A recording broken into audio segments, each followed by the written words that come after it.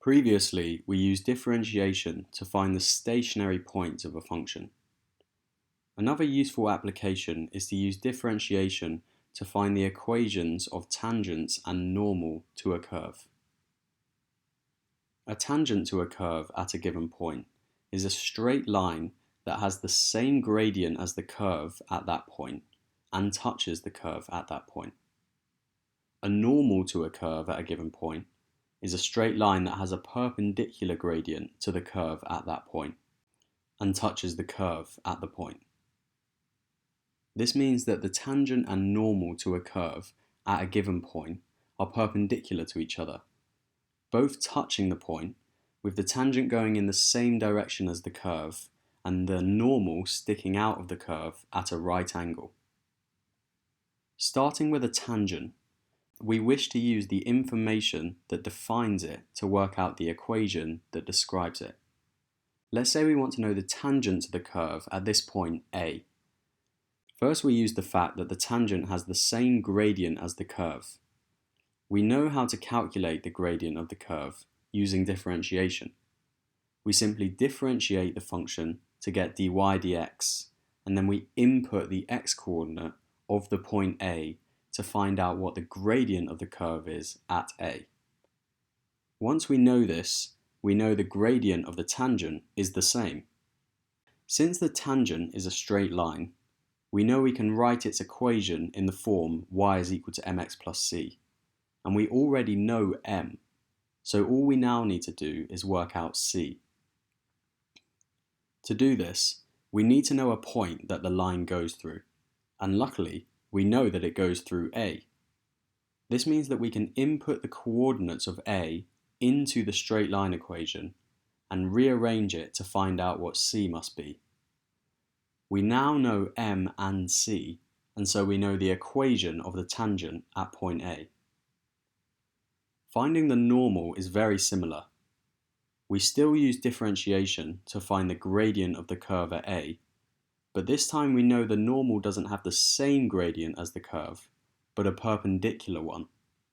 Recall from your work on straight lines that if a line is perpendicular to something, its gradient must be the negative reciprocal of that thing. So we take the gradient of the curve and we take the negative reciprocal of that and set this as the gradient of the normal. Once we've deduced this gradient, we again know that the equation of the normal must be in the form y is equal to mx plus c, and again we've worked out m.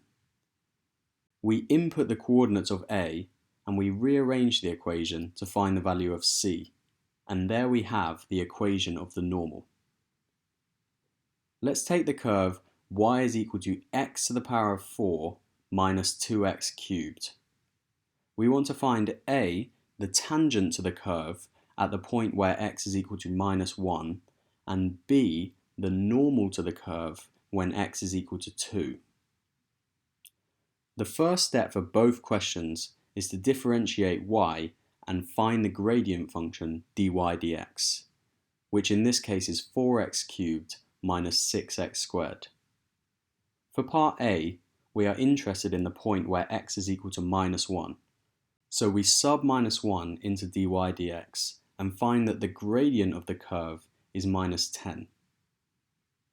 Since this is a tangent we are talking about, we know the gradient of the straight line must also be minus 10.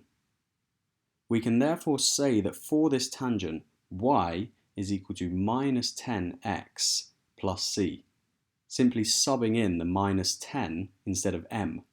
We then input the coordinates of A into this equation. X is minus 1 and y is 3. So we have 3 is equal to minus 10 times minus 1 plus c. And so c must be negative 7.